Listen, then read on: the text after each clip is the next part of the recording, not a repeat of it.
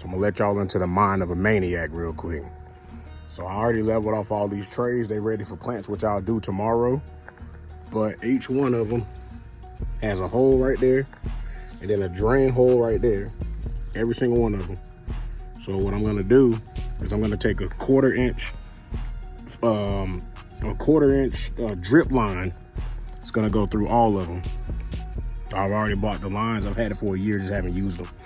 But yeah, I'm gonna take a quarter inch drip line and run it through all of them so that I can either hook it up to that thing or the water hose, flip the switch and water the plants. And it'll water all of them.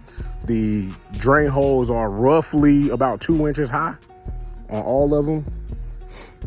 These empty spaces right here will be filled with the regular 10, 20 trays like what's on that thing over there. All of that will be seedlings. Just like those 2 pots, that should hold 9. That'll be all Sarracenia seedlings. Got to get the factory going. These big pots right here, these are Oreos in there. Sarracenia Oreophila. Those will be getting downsized into smaller pots. Everything will be going into the square pot. So like that round pot right there, this one right here, those will all be getting swapped over to square pots. I got a few. I don't know what I'm gonna do with those plants. Don't really want them anymore. It's no ID.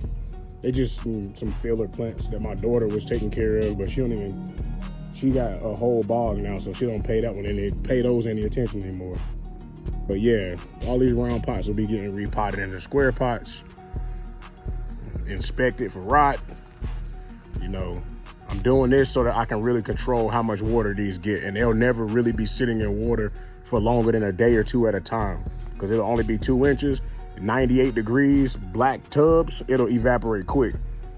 I'll get them to looking like this before I water again. Now that sphagnum moss is dried out right now, all I gotta do is sit that pot in water, it'll rehydrate it quick. So yeah, that's